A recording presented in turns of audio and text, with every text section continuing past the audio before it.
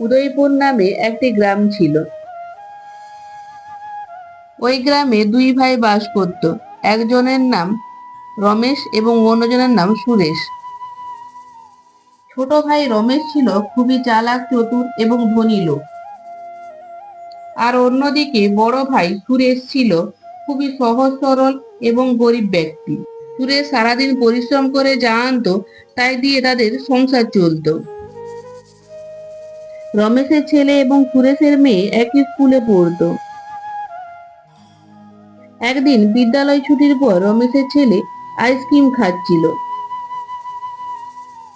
তা দেখে সুরেশের মেয়ে মিনা বলল, ভাই, আমাকে একটু আইসক্রিম দিবি? কতদিন আমি খাইনি। তোকে কেন দেবো রে? তোর বাবাকে বলবি তোকে কিনে দেবে। এমন সময় রমেশের স্ত্রী ওখানে এসে উপস্থিত হলো এবং তাদেরকে দেখে বলল, এই ছোট লোকের মেয়ে মিনা, তুই আমার চিন্টুর কাছে দাঁড়িয়ে আছিস কেন রে? দেখো না মা, ও বলছে আমার আইসক্রিম খাবে। আমি ওকে কতক্ষণ থেকে বলছি আমার আইসক্রিম দেবো না, তবু আমার কাছে দাঁড়িয়ে আছে। তোদের মতো ছোট লোকেরা এমনই লোভী হয়। যা যা যা বলছি এখান থেকে। কাকিমা, এভাবে বলছো কেন? তোমরা তো অনেক বড় লোক, তাই চিন্টুর কাছ থেকে একটা আইসক্রিম চেয়েছিলাম। ঠিক আছে, আমি এখান থেকে চলে যাচ্ছি। এই বলে মিনা ওখান থেকে চলে যায়। বাড়ি ফিরে এসে মিনা বলল, বাবা, ও বাবা, আমাকে একটা আইসক্রিম কিনে দাও না। কেন রে মা? জানো বাবা, আজ স্কুল ছুটির সময় চিন্টু একটা আইসক্রিম খাচ্ছিল। আমি চাইতে দিতে দিল না। উল্টে আমাকে কাকিমা ছোট লোক বলে গালিগালাজ করেছে।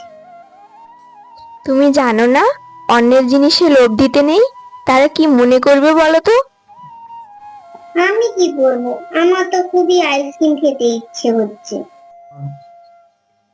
দেখো মা, তুমি তো জানো আমরা খুবই গরিব। বাবা যা রোজগার করে আনেন এই দিয়েই আমাদের সংসার চালাতে হয়। তোমাকে আমি কোথা থেকে আইসক্রিম কিনে দেই বলো তো? আমি কিচ্ছু জানি না, আমার এখনই একটা আইসক্রিম চাই। আচ্ছা ঠিক আছে, এখন তো আমার কাছে পয়সা নেই মা, কিছুদিন পর তখন কিনে দেবো। আচ্ছা ঠিক আছে।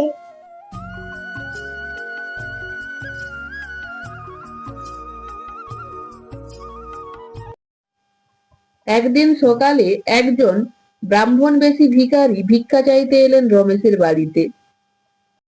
বাড়িতে কে আছো মা? দুটো ভিক্ষা দাও। এমন সময় আবার কে এলো রে বাবা? এই বলে রমেশের স্ত্রী বাইরে এসে দেখে একজন ভিখারি বাইরে দাঁড়িয়ে আছে। কি হয়েছে কি? মা, দুটো ভিক্ষা দাও গরিব মানুষকে। সবাই ওই একই কথা বলে, গরিব মানুষ। যাও যাও এখান থেকে, আমি কিছু দিতে পারবো না, এই বলে দিলুম। ভিখারি মনের কষ্টে সেখান থেকে চলে গেল এবং এসে উপস্থিত হলো সুরেশের বাড়িতে। বাড়িতে আছো মা? দুটো ভিক্ষা দাও। সুরেশের স্ত্রী বাইরে এসে দেখে একজন ভিখারি ভিক্ষে করতে এসেছে। একটু দাঁড়াও বাবা। এই বলে সে ঘরের মধ্যে প্রবেশ করলো। কিছুক্ষণ পর এসে, এই নাও বাবা, এই খাবারটা তুমি খেয়ে নাও। ভাত দুটি খেয়ে নিয়ে বলল, আমাকে দুটো পয়সা দেবে মা? থাকলে দিতাম বাবা, কিন্তু আমার কাছে যে একটি পয়সাও নেই। বাড়িতে যা খাওয়ার ছিল তাই তোমাকে দিলাম। তাহলে তোরা কি খাবি?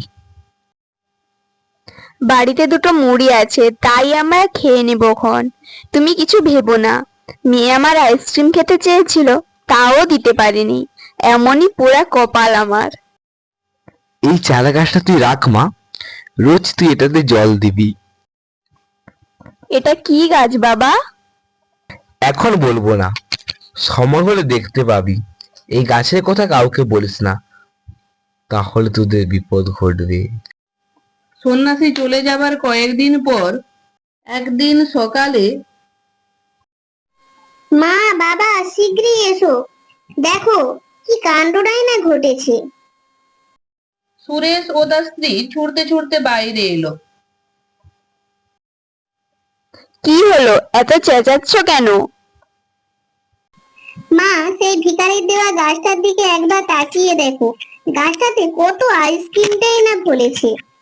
সুরেশ ও তার স্ত্রী অবাক হয়ে গাছের দিকে তাকিয়ে থাকলো। সত্যিই তো গাছে কত আইসক্রিমটা নাই ধরেছে। আমাকে একটা আইসক্রিম পেড়ে দাও না বাবা, আমি এখনই খাবো। আচ্ছা ঠিক আছে। এই বলে গাছটিতে একটু নাড়া দিতেই গাছ থেকে আইসক্রিমগুলি নিচে পড়তে থাকলো। মিনা মনের সুখে আইসক্রিম খেতে থাকলো। একটা খাবো, দুটো খাবো, সব কটাকেই চিবিয়ে খাবো। সুরেশ, তার স্ত্রী এবং মিনা তিনজনেই আইসক্রিম খেতে থাকলো। সুরেশের স্ত্রী সুরেশকে বলল, দেখো, আমি বলি কি, অত আইসক্রিম নিয়ে আমরা কি করব? প্রতিদিন 3টে আইসক্রিম রেখে বাকিগুলো বিক্রি করে দাও। তুমি ঠিকই বলেছো, কিন্তু কোথায় যে বিক্রি করি? কেউ কি আমার কাছ থেকে আইসক্রিম কিনবে? নিশ্চয়ই কিনবে, এখন যা গরম পড়েছে সবাই প্রচুর আইসক্রিম খেতে চাইবে। তুমি মিনাদের স্কুলের সামনে আইসক্রিম দোকান দাও, ছেলেপুলেরা আইসক্রিম খেতে খুবই ভালোবাসে। ঠিক বলেছো।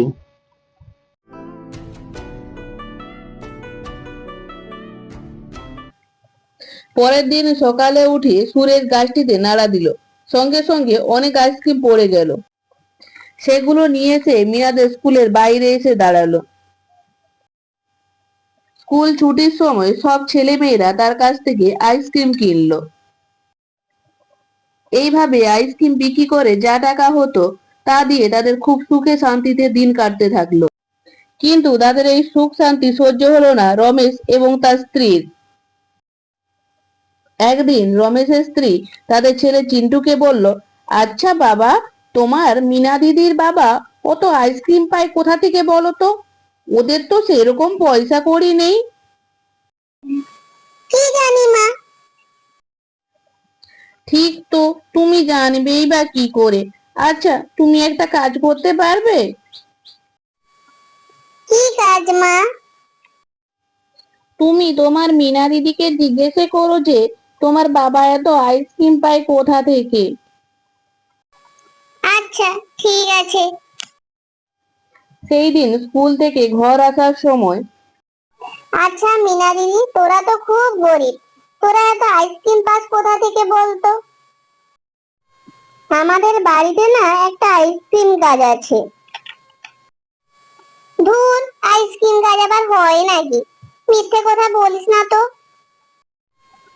না রে, সত্যিই বলছি। জানিস চিন্টু, একদিন একটি ভিখারি আমার মাকে একটা চারা গাছ দেয়।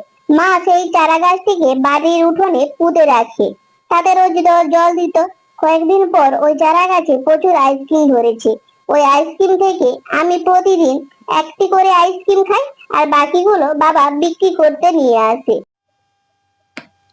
মিনার মুখে এমন কথা শুনে বাড়িতে এসে চিন্টু তার মাকে সব কথা বলতে লাগলো। ছেলের মুখে সব কথা শুনে রমেশের স্ত্রী বলল, তাই বলি, ওদের সংসারে তো সুখে শান্তিতে কাটছে কিভাবে? ঠিক বলেছো, দাদা এখন আর কাজকর্ম করতেও যায় না। দেখো, আমি বলি কি, ওই গাছটাকে যদি আমরা কেটে এনে আমাদের এখানে বসাই, তাহলে তো আইসক্রিম বিক্রি করে আমাদের আরো অনেক টাকা হবে। হ্যাঁ, তুমি ঠিকই বলেছো বউ। পরের দিন 11টার সময় মিনা স্কুলে চলে যায়। তার বাবা আইসক্রিম নিয়ে মিনার স্কুলে চলে যায়।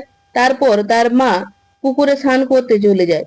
ঠিক এই সময় রমেশ, তার স্ত্রী এবং চিন্টু সুরেশের বাড়ির সামনে এসে উপস্থিত হয় গাছটিকে কাটবে বলে। এসে দেখে সত্যিই তো গাছে প্রচুর আইসক্রিম ধরেছে। ওগো শুনছো? আর দেরি করো না, তাড়াতাড়ি গাছটিকে কেটে ফেলো। রমেশ গাছটিকে কাটতে যাবে, ঠিক এমন সময় সুরেশের স্ত্রী সেখানে এসে উপস্থিত হলো। কি ব্যাপার ছোট, তোমরা এখানে কুড়ুল নিয়ে কি করছো? কিছু না গো দিদি, এই তোমাদের আইসক্রিম গাছটাকে একটু দেখতে এসেছিলাম আর কি।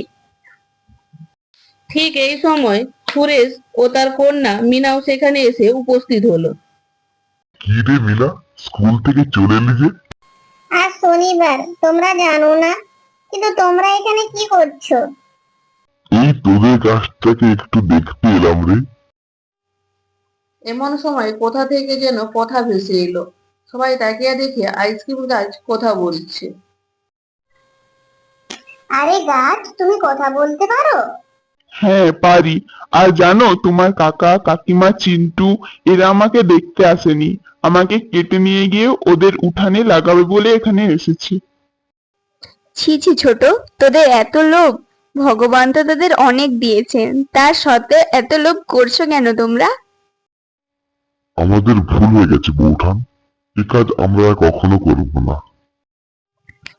আচ্ছা ঠিক আছে, তোমরা এখানে বসো, তোমাদের জন্য আমি আইসক্রিম আনছি। আমি তোমাদের ছোট লোক বলে অনেক অপমান করেছি, আমাকে তোমরা ক্ষমা করে দাও। এইভাবে দুই পরিবার আবার এক হয়ে গেল।